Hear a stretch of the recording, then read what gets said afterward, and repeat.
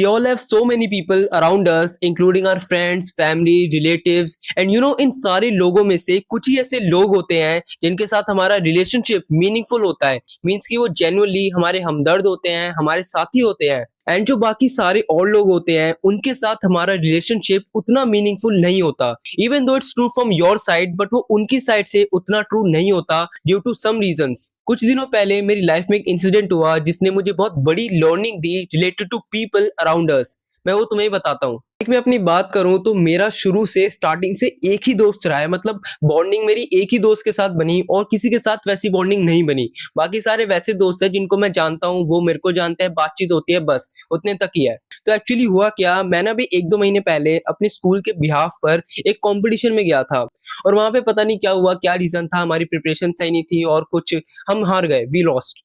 उसके बाद क्या हुआ, मैं जब आया तो मैंने अपने उन दोस्तों को बता रखा था कि यार मैं कंपटीशन में जाने वाला हूँ। उन्होंने पूछा क्या हुआ क्या हुआ, तो मैंने बता दिया कि मैं हार गया। तो उन्होंने फिर मुझे सिंपैथी शो करी, उन सब ने, चारों पांचों ने, कि यार ये तो अच्छा नहीं हुआ, बुरा हुआ, चल कोई बात नहीं, अच्छा हो जाएगा आगे। उसके बाद क्या हुआ, उन्हीं में से मेरा एक ऐसा दोस्त था जो कि उसी के 15-20 दिन बाद वैसे ही कंपटीशन में जाने वाला था on the behalf of our school. और जब मैंने उससे पर्टिकुलरली बात की तो मैंने उसे बेस्ट विशेस दी थी, मतलब दिल से दी थी कि यार तू जीत के आई हो, मैं हार गया हूँ लेकिन तू जीत के आई हो। वो जो नजर लगाने वाली चीज होती है, मैं हारा तू भी हारी हो, वो चीज तो बिल्कुल मेरे अंदर नहीं थी। जेन्युइनली मैंने उसे विश किया था। फिर क्या हुआ, वो गया और पता नहीं क्या हुआ क्या नहीं हुआ, वो भी हार गया।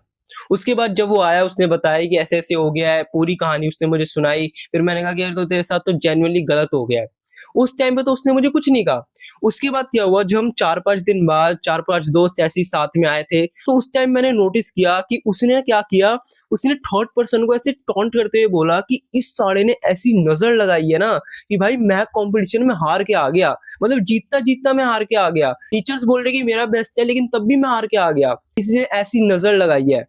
और जब ये मैंने सुना ना तो भाई मेरे को तो ऐसा लगा कि मैंने तो ऐसा कुछ नहीं किया था, अच्छी विशेस दी थी इसको और ये कह रहा है कि मैंने नज़र लगाई है और वो भी किसी और से।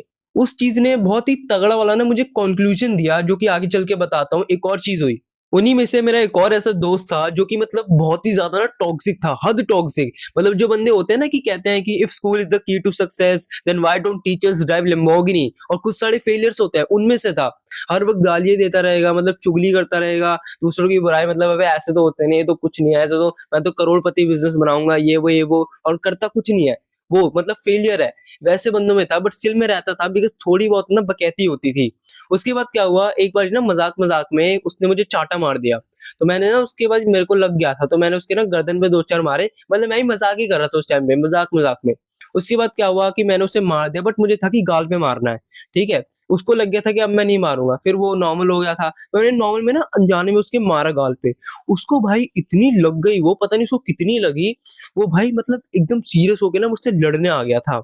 और वो मतलब जितनी हमारी 1-2 साल की बॉन्डिंग थी सब भूल गया, जितनी बातचीत सब भूल गया, मारने को आ गया। फिर मैंने फिर खुद को डिफेंड किया और मैं शांत हो गया कि छोड़। और फिर मैंने ठान लिया कि अब इससे बातचीत ही नहीं करनी। उसके बाद जब वो मुझसे बातचीत करने आया ना दोबारा, तो फिर मैंने उसको डायरेक्टली बोल दिया कि तू मेरे मुँह मत लग। और पता है उसने मुझे क्या कहा फिर? कहता अच्छा ठीक है फिर चल निकल गांड मेरा।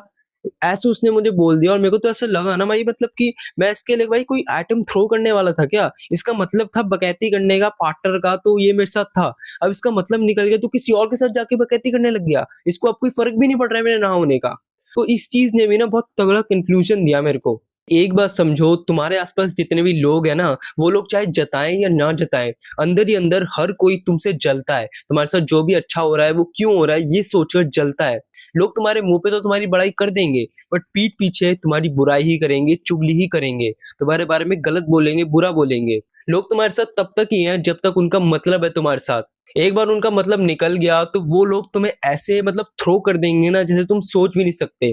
तुम्हारे लिए तो वो अटैचमेंट हो जाएगी कि यस ये मेरा अच्छा दोस्त है, हमदर्द है, बट उसके लिए तुम सिर्फ मतलब की चीज़ हो। जब मतलब निकल गया तुम्हें फेंक देगा। और ऐसा रेयरेस्ट ऑफ रेयर केस हो जाता है कि कोई एक ऐसा बंदा मिल जाए जो जेन्युइनली तुम्हारा हमदर्द बने, तुम्हारी अच्छाई को बढ़ाए, तुम्हारी बुराई को कम करे, बुरे वक़्त को कम कर दे। ऐसा दोस्त मिलना बहुत रेयर होता है। बाकी जितने भी लोग हैं, स्पेशली दोस्त, ये सब ऐसे ही होंगे कि तुम्हारी चुगली करेंगे, मतलब के लिए भूखे होंगे।